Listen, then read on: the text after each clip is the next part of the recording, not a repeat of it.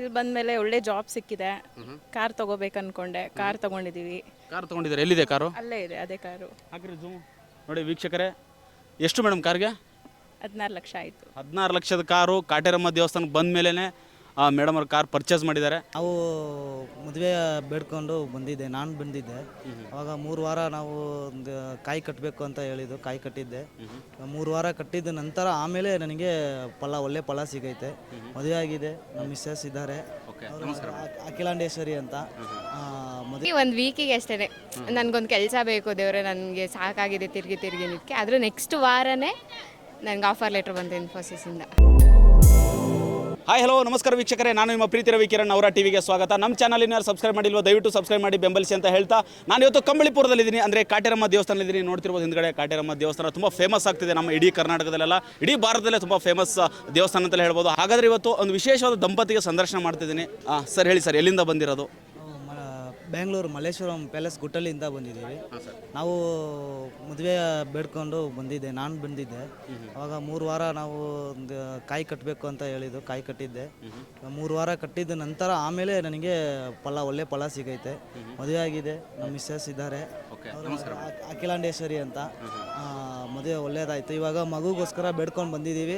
ಇದು ಒಳ್ಳೇದಾಗುತ್ತೆ ಅಂತ ನನಗೆ ನಂಬಿಕೆ ಇದೆ. ಈ ನಮ್ಮ ತಾಯಿ ತುಂಬ ಪವಾಡ ಇದೆ. ಎಲ್ಲರೂ ಬಂದು ಈ ಥರ ಬೇಡ್ಕೊಂಡು 3 ವಾರ ಕಾಯಿ ಕಟ್ಟಿದ್ರೆ ಸಾಕು, ಒಳ್ಳೇದಾಗುತ್ತೆ. ನೀವು ಹೇಳಿದ್ರಿ ಇಲ್ಲಿಗೆ ಬಂದಾದ್ಮೇಲೆ ಮದುವೆ ಆಯಿತು ಅಂತ ಹೇಳಿದ್ರಿ, ಅಂದರೆ ಈ ದೇವಸ್ಥಾನದಲ್ಲಿ ಈ ಜಾಗದಲ್ಲಿ ತುಂಬ ಪವರ್ ಇದೆ ಅಂತ ಹೇಳಿ? ತುಂಬ ಪವರ್ ಇದೆ ಸರ್. ಇಲ್ಲಿ ಬಂದು 108 ಸತಿ ಪ್ರದಕ್ಷಿಣೆ ಹಾಕ್ಬಿಟ್ಟು ಕಾಯಿ ಕಟ್ಬಿಟ್ಟು ಆಮೇಲೆ ನನಗೆ ಒಳ್ಳೇದಾಗಿತ್ತು. ಸುಮ್ಮನೆ ಬಂದು ಎಲ್ಲರೂ ಬರ್ತಾರೆ, ಕಾಯಿ ಕಟ್ಬಿಟ್ಟು ಹೋಗ್ಬಿಡ್ತಾರೆ ಅಂತಾರಲಿಲ್ಲ. ಅವ್ರು ಒಳಗಡೆ ಹೋದರೆ ಅಲ್ಲಿ ಐನೋರು ಇರ್ತಾರೆ, ಅವ್ರ ಹತ್ರ ಒಂದು ಚೀಟಿ ಕೊಡ್ತಾರೆ, ಮಂತ್ರ ಕೊಡ್ತಾರೆ.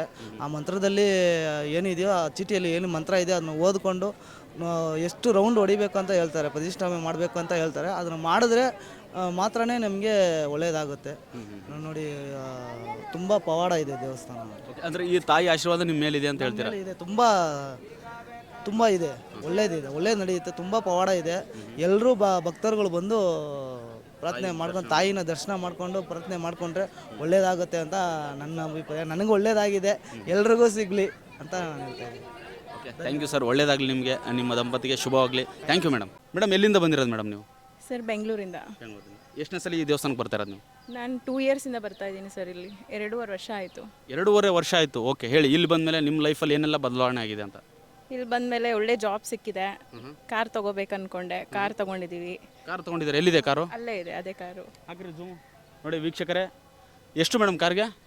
16 ಲಕ್ಷ ಆಯಿತು. 16 ಲಕ್ಷದ ಕಾರು ಕಾಟೇರಮ್ಮ ದೇವಸ್ಥಾನಕ್ಕೆ ಬಂದ ಮೇಲೇ ಮೇಡಮ್ ಅವ್ರು ಕಾರ್ ಪರ್ಚೇಸ್ ಮಾಡಿದ್ದಾರೆ.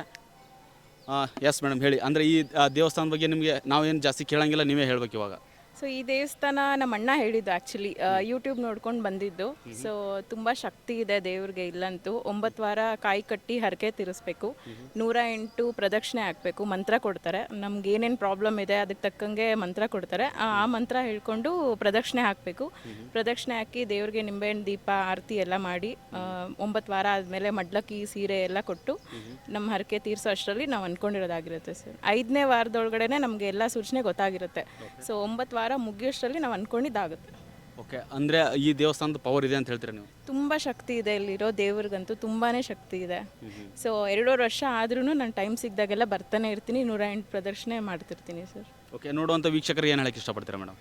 ಸೊ ತುಂಬ ಶಕ್ತಿ ಇದೆ ದೇವ್ರಿಗೆ. ಸೊ ಇಲ್ಲಿ ಯಾವುದೇ ರೀತಿ ಹಣ ಕೊಡಿ ಅಂತ ಏನು ಹೇಳಲ್ಲ. ಸೊ ಕಾಯಿ ಒಂದು ತೊಗೋಬೇಕಿಲ್ಲಿ, ಕಾಯಿ ಕಟ್ಟಬೇಕು. 9 ವಾರ ಬಂದು ಕಾಯಿ ಕಟ್ಟಿ ಅಮಾವಾಸ್ಯೆ ಪೌರ್ಣಮಿ ಎಲ್ಲ ಪೂಜೆಯಲ್ಲಿ ಭಾಗಿಯಾದರೆ ತುಂಬ ಒಳ್ಳೆ, ನಾವು ಅಂದ್ಕೊಂಡಿದ್ದೆಲ್ಲನೂ ಆಗುತ್ತೆ.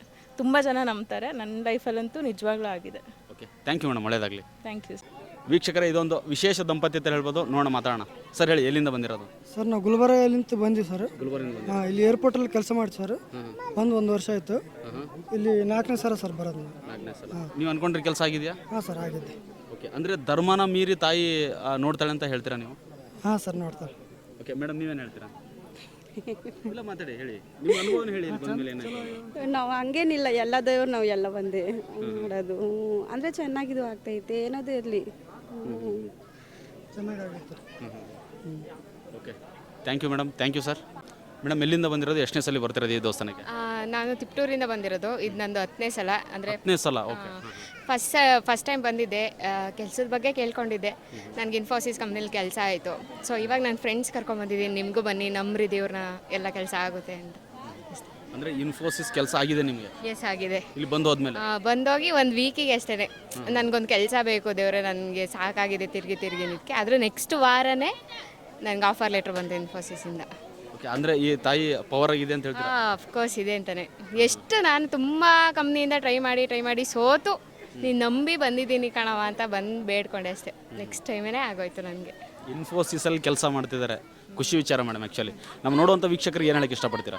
ಬನ್ನಿ, ನಂಬಿ, ದೇವ್ರು ಯಾವತ್ತೂ ಕೈ ಬಿಡಲ್ಲ, ಅಷ್ಟು ಹೇಳಬಲ್ಲೆ. Okay, thank you madam. Thank you.